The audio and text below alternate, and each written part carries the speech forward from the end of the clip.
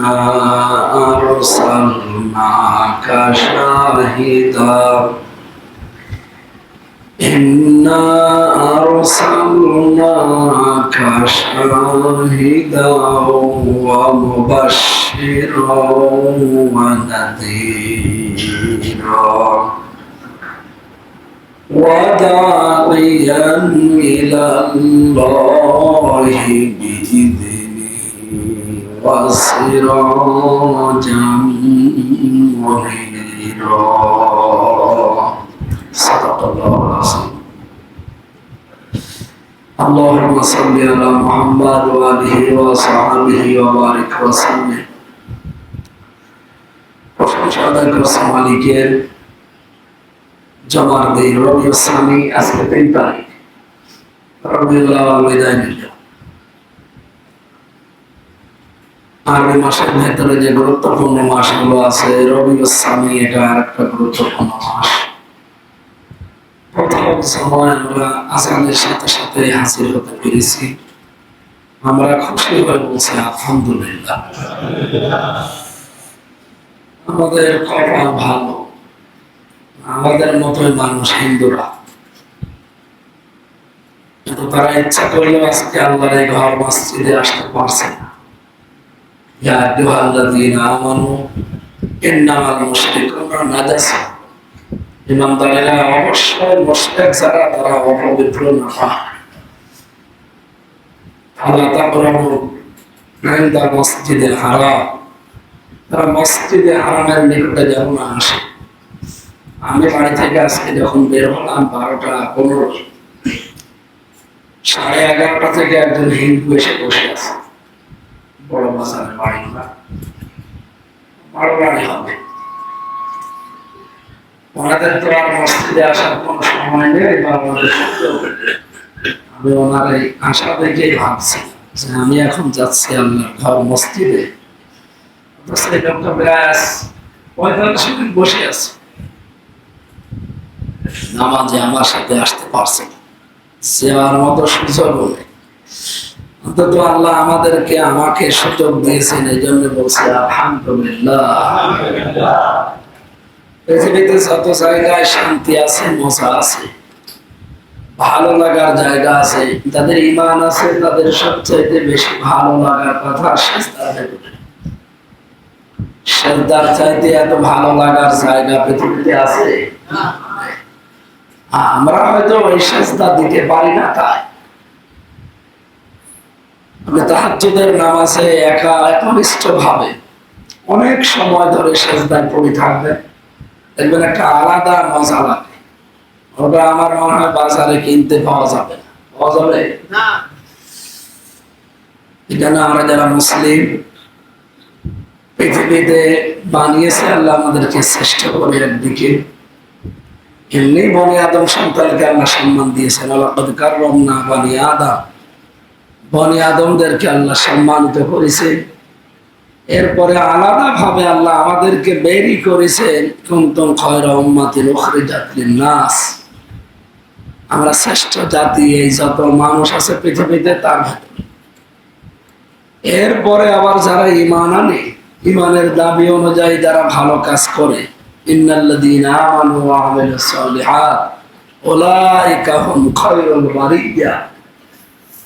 ঈমানের দাবি অনুযায়ী যদি লোকটা চলতে পারে, আল্লাহর দৃষ্টিতে তামাম সৃষ্টির ভেতরে এই লোকটা আল্লাহর কাছে শ্রেষ্ঠ। 1 নম্বর পরিচয় আমরা হচ্ছে মানুষ। আমরা কি বলেন তো? 2 নম্বরে আমরা যেহেতু ঈমান এনেছি, এই জন্য সৃষ্টির শ্রেষ্ঠ আমরা, জাতি হিসাবে আমরা শ্রেষ্ঠ, যদিও আমাদের শ্রেষ্ঠত্ব আমরা ধরে রাখতে পারি না। তাহা মা আনজালনা আলাইকাল কুরআনা লিতাশকা। হে নবী, কোরআন শরীফ আপনাকে আমি এই জন্য দেইনি যে আপনি লিতাশকা যন্ত্রণায় থাকবেন, আপনি ভীত থাকবেন, সন্তুষ্ট হয়ে থাকবেন। আপনি তো উপরে থাকার কথা। দেখেন আফগানিস্তানে কোরআনে কারিমের নিয়ম নীতি চলে, এখানে তাম পৃথিবীর কাউকে তারা ডরায় না, ভয় পায়। অথচ তাদের তাম বিশ্বের কোন দেশ না হলেও চলছে। আমাদের দেশকে আমেরিকা বা ভারত বা রাশিয়া বা চীন যদি ধমকি দেয়, আমরা জড়সড় হয়ে যায়। আমাদের দেশের চাইতে সম্পদ এবং জনগণ আফগানিস্তানে তো কম, কিন্তু তারা ভয়ও পায় না, ডরায় না। কারণ তাদের ভেতরে যে ইমান আছে, এই ইমান এখনো আমাদের ভেতরে তৈরি হয়নি। আমেরিকা এবং রাশিয়া এই যে কত বছর ধরে যুদ্ধ করছিল আফগানিস্তানের সাথে, রাশিয়া তো পালিয়েছে, আমেরিকাও পালিয়েছে। ওরা যুদ্ধ করার জন্য যে বিমান ঘাঁটি বানিয়েছিল, বিমান এসে নামতো, ওই ঘাঁটি থেকেই তো যুদ্ধ করতো। ওরা পালিয়ে যাওয়ার পরে ওই ঘাঁটি এখন ব্যবহার করছে বিমানবন্দরটা আফগানিস্তানের মানুষেরা। ওরা হুমকি দিয়েছে, ট্রাম্প, যেটা ডোনাল্ড ট্রাম্প, এই শয়তান হুমকি দিয়েছে যে এই ঘাঁটি আমাদের ফেরত দেওয়া লাগবে। আফগানিস্তানের স্বরাষ্ট্রমন্ত্রী উনি অলরেডি ঘোষণা দিয়েছে, যদি এই ঘাঁটি নীতি আসে, এতদিন যেভাবে জাহান্নামে পাঠিয়েছি ওইভাবে জাহান্নামে পাঠাবে। আর ওদের তো সবচাইতে ভয়, মানে এক কথায় মুশরিক ছাড়া ওদের সবচাইতে বড় ভয় মরণের ভয়। মুসলমান শুধু মরণকে ডরায় না, ভয় পায় না, যদি ওর ইমান থাকে। আর অন্যান্য জাতি, দুনিয়াতে যত জাতি আছে, প্রায় 4,500 ধর্ম আছে। কত বললাম? 4,500। আমাদের দেশে হয়তো কয়েকটা জাতির লোক আমরা। তাম পৃথিবী ঘুরে দেখেন, 4,500 ধর্মের মানুষ বাস করে। আমি বাইরের দেশগুলোতে যেয়ে দেখেছি, এমন এমন ভাষায় তারা কথা বলে, মনে হচ্ছে গালি দিচ্ছে, অথচ ওইটা একটা ভাষা। কি মানে সেই খিচিবিচি খিচিবিচি কি বলে, চীনের ভাষা বোঝা যায়? কোরিয়ায় যান, কোরিয়ার ভাষা বোঝেন কিনা দেখেন। বাংলা ভাষায় আমরা কথা বলি, এই কারণে হয়তো আমাদের কাছে সহজ লাগে। পৃথিবীর অন্যান্য জাতিরা এমন এমন ভাষায় কথা বলছে, আমার মনে হয় জিবরাইলও বলছে কিনা আল্লাহ ভালো জানে।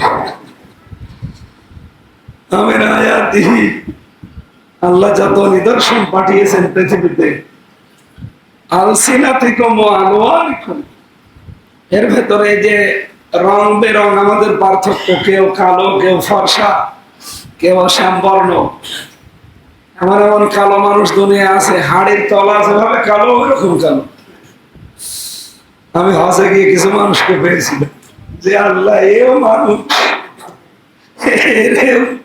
তুমি বানিয়েছো, এ কি মোষ, কি মোষের চাইতে কালো। এদেরও বিয়ে শাদী হয়, এদেরও সংসার হয়। এরপরে ভাষা, লেসান শব্দের শাব্দিক অর্থ ভাষা, আল্লাহ আলসিনা দিয়েছে। বহু ভাষা আল্লাহর, এটা আল্লাহর নিদর্শন। ইন্না ফি যালিকা লাআয়াতিন লিল আলিমিন, যারা জ্ঞানী মানুষ তারা এখান থেকেও শিক্ষা নেয় যে আমি মাত্র বাংলা ছাড়া অন্য ভাষায় কথা বললে বোঝেই না, অথচ আমাদের মালিক মহান রব্বুল ইজ্জতকে 4,500 ভাষায় মানুষ ডাকতেছে। কথা বুঝতেছে? 4,500 মানুষ তাকে ডাকছে না, উনি কি বুঝতেছে কিছু? আমরা নাই বললাম আল্লাহ তোমাকে ভালোবাসি, ইংরেজি ভাষার লোক যারা আমেরিকার, ওরা কি বলবে আল্লাহ তোমাকে ভালোবাসি? ওদের ইংরেজিতে বলা লাগবে না? ভারতে যারা হিন্দিতে কথা বলে, হিন্দিতে বলবে না? পাকিস্তানে বলে যে উর্দুতে বলবে। পৃথিবীর যে যে ভাষায় কথা বলে, মালয়েশিয়া যান, ওদের আলাদা একটা ভাষা আছে, মালয় ভাষা, ও সাথেও মেলে না, খুব কড়া। তামিলনাড়ু গিয়েছিলাম, এ যে কি ভাষা ওদের। পৃথিবীর সমস্ত ভাষায় কথা যারা বলে, সব ভাষাগুলো বোঝে কে? একবারে যদি 4,500 ভাষার মানুষেরা ডাক দেয় আল্লাহকে, উনি একবারে জবাব দিতে পারবে না? আল্লাহ আমাদেরকে বানিয়েছেন, একদিকে ঈমান যেহেতু আছে আমাদের শ্রেষ্ঠ আমরা, এরপরে জাতি হিসাবেও আমরা শ্রেষ্ঠ, কারণ আমাদের ঈমান আছে। এবং আমাদেরকে আল্লাহ বের করেছেন মানুষের কল্যাণ সাধন করার জন্য। রবিউল আউয়াল চলে গেল, যেহেতু রবিউল সানি চলছে, আমরা কোরআনে কারিমের সূরা আহজাব 44-45 নম্বর আয়াতটা পড়েছি। আমরা কোরআন থেকে কিছু কথা এই আয়াতের আলোকে শুনতে চাই। প্রশংসা যেহেতু আদায় করলাম আল্লাহ, দরুদও পড়ছি মহান রব্বুল ইজ্জাত যাকে পাঠিয়েছিলেন মুহাম্মাদুর রাসূলুল্লাহ সাল্লাল্লাহু আলাইহি ওয়াসাল্লাম।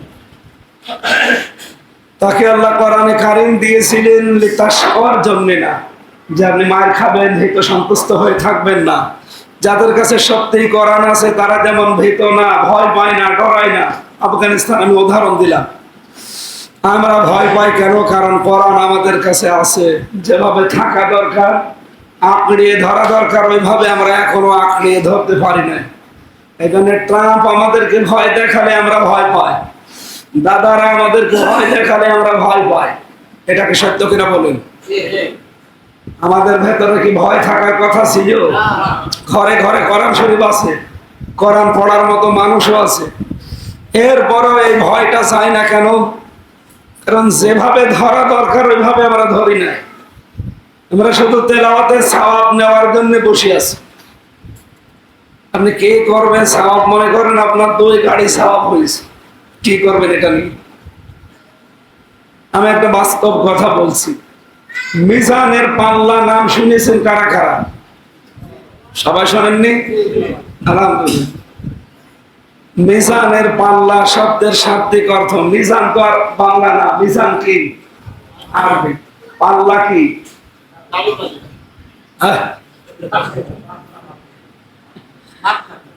না, মিজানের পাল্লা মানে দাড়ি পাল্লা শুধু না, মানে আল মিজান বিল কিসত, এটা ন্যায় বিচারের একটা মানদণ্ড, এটা প্রতীক। ন্যায় বিচার করতে হলে যেমন 2 দিকে সমান সমান বিচার করা লাগে। পক্ষপাতিত্ব করলে ন্যায় বিচার হয়? এখানে হাইকোর্টের সামনে দেখেন একটা দাড়ি পাল্লা টাঙানো আছে, আছে না? ওটাকে একদিকে কাট করা, 2 দিকে সমান্তরাল দেওয়া। দেশের 18 কোটি মানুষকে সরকার বোঝাতে চায় যে তুমি যে জেলায় বাস করো ওই জেলার ইউনিয়নে হয়তো ন্যায় বিচার পাও না, ওই জেলার পরিষদ যেটা আছে উপজেলা পরিষদ সেখানেও হয়তো ন্যায় বিচার নেই।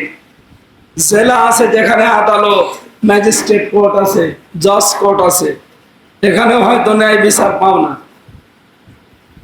হাইকোর্ট পর্যন্ত চলে আসো ঢাকা, এখানেও হয়তো যদি না পাও, না পেতে পারো, কিন্তু সুপ্রিম কোর্ট যেটা সর্বোচ্চ আদালত, এই জায়গায় দাড়ি পাল্লা টাঙিয়ে দিয়েছে।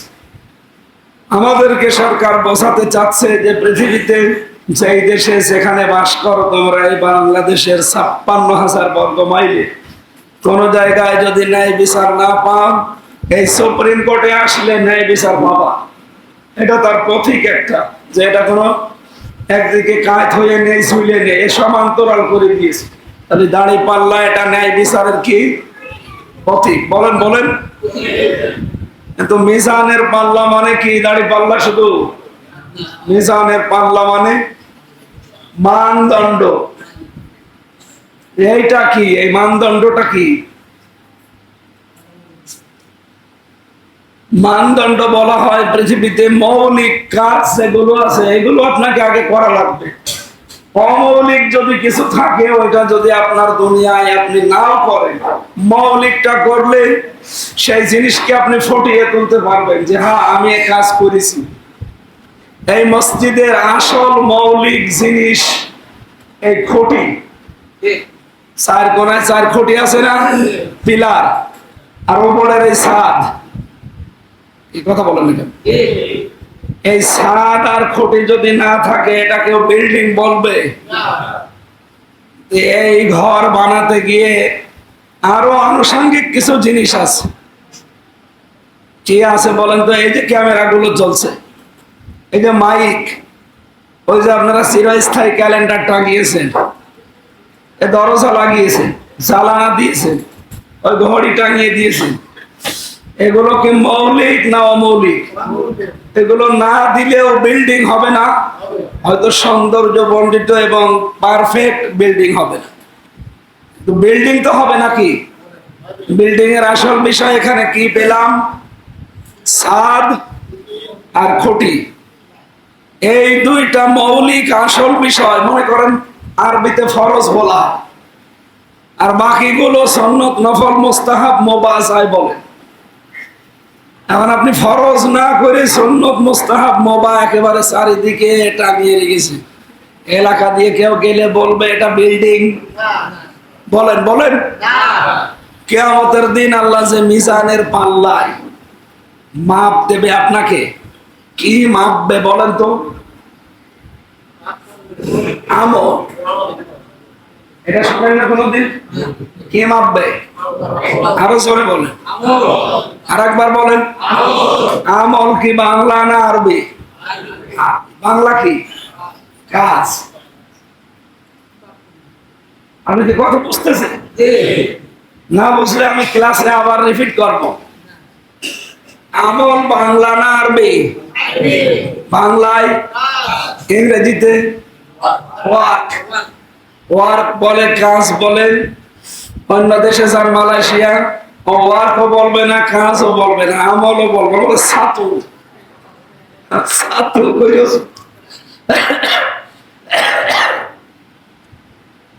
পৃথিবীর সেই ভাষায় কথা বলে। তাহলে আমরা কি পেলাম? একটু তাড়াতাড়ি আসুন, আপনার জন্যই তো বসে আছি। আমার শরীরটা খুব খারাপ। আমার ভাইরা যে কথা তুলেছিলাম, কিয়ামতের দিন যেহেতু আল্লাহ মাপ দেবে আমল, বাংলায় কাজ, ওয়ার্ক। এবার আমার প্রশ্ন এই ছাত্রদের কাছে, বলেন কাজ মাপতে হয় দাড়ি পাল্লা দিয়ে? কে দিয়ে মাপে কাজ? কোনদিন কাজ মেপেছেন? মাপেন নেই? তো কাজ করছেন, কাজ মাপেন না মানে? আমার কথার জবাব দেওয়া লাগবে না, তো আমি বইকেই যাবো গলা ভাঙা নিয়ে, আর আপনি শুনিয়ে যাবেন না। কিয়ামতের দিন আল্লাহ মিজানের পাল্লায় মাপ দেবে কি? কাজ। আরো জোরে বলেন। কাজ কি কোনদিন মাপা যায়? যায়। কাজেরও মাপের যন্ত্র আছে। পৃথিবীতে এমন কোন জিনিস আছে যেটা মাপা যায় না? সাগরের পানিও মাপা যায়। গভীর কত, এর মাপ দেওয়ার জন্য আলাদা একটা যন্ত্র আছে। এই ঘরটা যদি বলি এখন মেপে দেন, মাপতে পারবেন না? কে দিয়ে? ফেতা দিয়ে। ফেতা দিয়ে মাপা যাবে? এটা গজ দিয়ে, ফেতা দিয়ে। এই যে পানি খেলাম, এটা যদি বলি মেপে দেন, ফেতা দিয়ে মাপবেন? কে দিয়ে? এটা লিটার লাগবে। সিসি বলেন, লিটার বলেন, কেজি, পাথর যাই বলেন, তুলে দেন, এটা মাপা যাবে না? যাবে না? পৃথিবীর প্রতিটি জিনিস, এমনকি শরীরে জ্বর হয়, জ্বর মাপার যন্ত্র নেই? কি? থার্মোমিটার। পৃথিবীতে এমন কোন জিনিস আছে যেটা মাপা যায় না? নেই। প্রত্যেকটা জিনিস মাপা যায়। তা আপনি কাজ করছেন, কাজ মাপা যাবে না? কাজ মাপতে হলে এটার যে একক আছে, যন্ত্র আছে, এটার একটা পাল্লা আছে। কাজ মাপতে হয় গুরুত্বের ভিত্তিতে। কিসের? গুরুত্বের ভিত্তিতে কাজ মাপতে হয়। এজন্য ইসলামে যত ইবাদত আছে সব দেখবেন মাপ দেওয়া আছে গুরুত্বের ভিত্তিতে। এটা ফরজ, এটা ওয়াজিব, এটা সুন্নত, এটা নফল, এটা মুস্তাহাব, এটা মুবাহ, এটা হারাম, এটা মাকরুহ। আছে না? এখন যদি আপনি মুবাহ কাজকে ফরজ মনে করেন, হবে না। প্রতিটি জিনিস আল্লাহ এভাবে ভাগ ভাগ করে দিয়েছে। তাম পৃথিবীর কতগুলো সুন্নত, নফল এক জায়গায় করলে একটা ফরজ হয় বলেন তো? হ্যাঁ, তাম দুনিয়ার সব নফল যদি কেউ এক জায়গায় করে, একটা ফরজ হবে? তাহলে ফরজের গুরুত্ব এই খুঁটি আর ছাদের মতো। কথা বলে না কেন? এবার আপনি ইসলামের একটা ইবাদত দেখান, সেই ইবাদতের ভেতরে ফরজ নেই, ওয়াজিব নেই, সুন্নত নেই, নফল নেই। আছে? নেই। আপনি যদি নামাজ পড়েন, এই যে নামাজ পড়তে আসলেন, এখানে ফরজ নেই, কয়টা? 13টা। নামাজে ফরজ কয়টা? ওয়াজিব 14টা, সুন্নত 12টা। আপনারা জানেন না মনে হয়? আজকে শুনলে সুন্নত কয়টা? 12টা। নামাজ ভেঙে যায় কয় কারণে? 19টা কারণে। এই যে তাহলে একটা একটা করে সিরিয়াল করে। সুন্নত যে 12টা আছে, 12টা সুন্নত যদি এক জায়গায় করেন একটা ওয়াজিবের সমান হবে? 14টা ওয়াজিব যদি এক জায়গায় করেন একটা ফরজের সমান হবে? তাহলে আসল কি? আরো জোরে। এই ফরজ গুলো কি বললাম? খুঁটি আর ছাদ। ওয়াজিব দরজা জ্বালানা, সুন্নত এই যে মাইক, এই ভিডিও ক্যামেরা, ওই ঘড়ি। আর নামাজ ভেঙে যায় কোন কোন কারণে? 19টা। সেই 19টা কারণের প্রথম আপনি একটা একটা করে বাদ দিয়ে দেন। দরজা ভেঙে ফেলেন, জ্বালানা ভেঙে ফেলেন, খুঁটি পিলার যা আছে ভেঙে দেন, ছাদ উড়িয়ে দেন। এত বিশাল সুন্দর একটা ঘর নাকি? এই সব ভেঙে ফেললে যেমন এইটা মাটির সাথে মিশিয়ে গেলে এখানে কেউ ঘর বলবে? বলবে? আপনার আমল কিয়ামতের দিন আল্লাহ এইভাবে মাপবে। গুরুত্বের ভিত্তিতে আমল মাপা হয়, আমল বা কাজ। কিয়ামতে আল্লাহ মিজানের পাল্লায় আপনার আমল কাজ মাপবে। কিন্তু দাড়ি পাল্লায় এইদিকে 5 কেজি কাজ আর এইদিকে 5 কেজি গুনার কাজ তুলে দিলে হবে? কিভাবে মাপবেন আপনি? তাহলে আল্লাহ মিজানের পাল্লা দিয়েছে কেন দিয়েছে? এটা মানদণ্ড। গুরুত্বের ভিত্তিতে আপনার জীবনের কাজ আল্লাহ কিয়ামতে মাপ দেবে। আপনি ফরজ কাজ আগে করেছেন কিনা? আপনি ঘর বানাবেন, এ আগে খুঁটি এবং ছাদ দিয়েছেন কিনা এটা আগে দেখা লাগবে। কথা বলেন না কেন? পৃথিবীর ময়দানে আমরা ফরজ যেগুলো আছে এগুলো যদি না করি, ওয়াজিব যেগুলো আছে এগুলো যদি না করি, কিয়ামতের দিন আল্লাহ মাপবে কি? আপনার সুন্নত নফল মুস্তাহাব মাপ দিলে তামাম দুনিয়ার মুস্তাহাব মাপলে একটা সুন্নত হবে না। এইটাই তো বোঝার বিষয়। কোরআনে কারিমে আল্লাহ এই বিষয়গুলো তুলে ধরেছেন। আমরা যেহেতু এর সাথে সম্পর্কিত না এই জন্য এটা বুঝি না। 500 আইন আছে কোরআনে, আল্লাহর বিধান কত? এগুলো সব নফল না ফরজ? আরো জোরে বলে। কোরআনের এই 500 ফরজের একটা ফরজও আমাদের দেশে চলে না। আপনি কি মাপবেন? ঘরের খুঁটি আর ছাদই তো নেই, কিসের ঘর? এইটা আমরা বোঝাতে পারি না। মানুষের খুঁটি নেই, ছাদ নেই, আপনি দরজা জানালা লাগিয়েছেন, এ থাকবে? এক ঝড় আসলেই তো উড়ে যাবে। আপনার জীবনে খুঁটি দরকার, আগে ছাদ দরকার। আগে ফরজ গুলো ঠিক করেন। নামাজ পড়া ফরজ, রোজা রাখা ফরজ, হজ করা সম্পদ থাকলে ফরজ, যাকাত সম্পদ থাকলে দেওয়া ফরজ, এই জমিনে আল্লাহর বিধান কায়েম করাও ফরজ। এটা বলতে গেলে আমার কাছে মনে হয় যে এটা দুনিয়ার কাজ, এটা ধান্দাবাজি, এটা রাজনীতি। তাহলে নামাজও রাজনীতি। কারণ এই পৃথিবীতে আল্লাহর বিধান কায়েম করা লাগবে, এইটা যার হুকুম, নামাজ পড়া। একটাকে আল্লাহ বলছেন আপনি ভালো লাগছে, আর একটা শুনলে আপনার কেমন যেন লাগে। তা আপনার তো এই যে 500 খুঁটি, এই খুঁটিই নেই, তাহলে আপনি দাঁড়িয়ে থাকতে পারবেন? আমি আশা করছি আপনি বুঝেছেন। কোরআনে কারীমকে আল্লাহ দিয়েছিলেন এই খুঁটিগুলো সব এস্টাবলিশ করার জন্য, মজবুত করার জন্য। একটা খুঁটিও আমাদের দেশে চলছে না।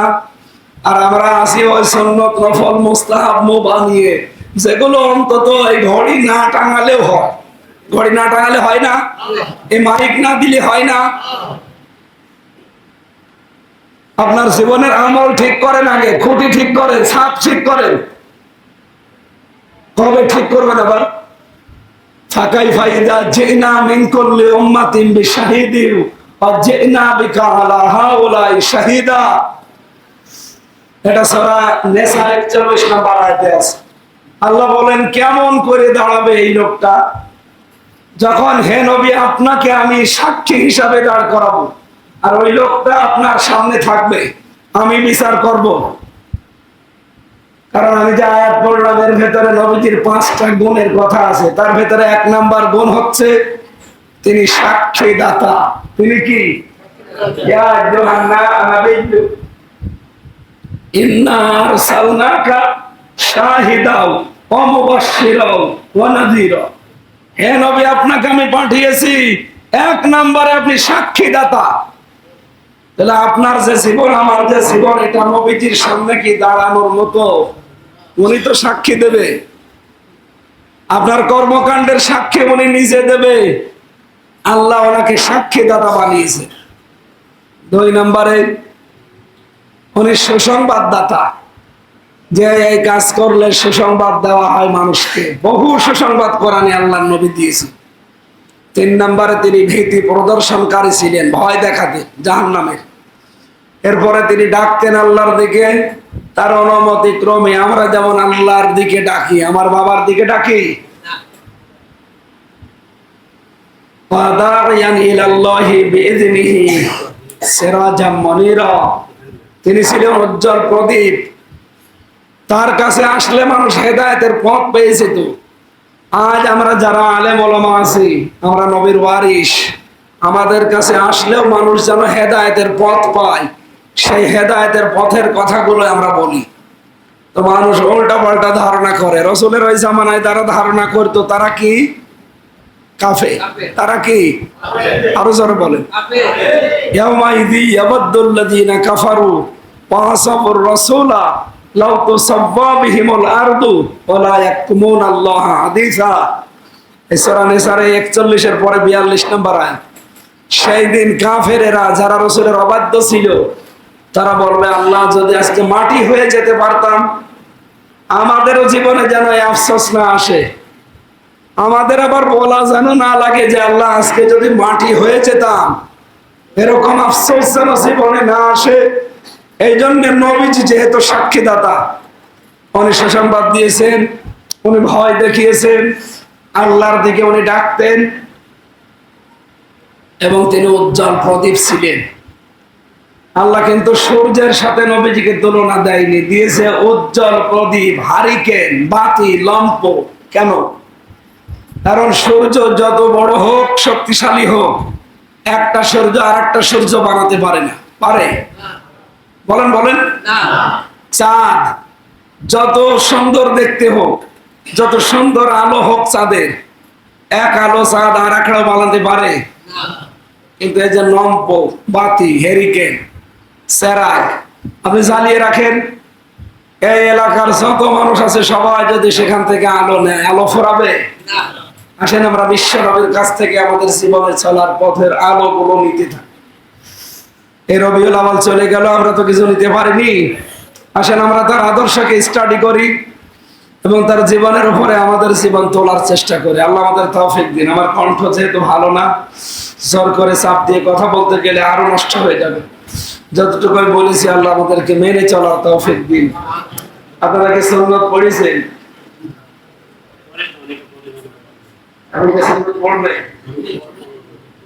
তাহলে 5-7 মিনিট সুন্নাত পড়ে নেন।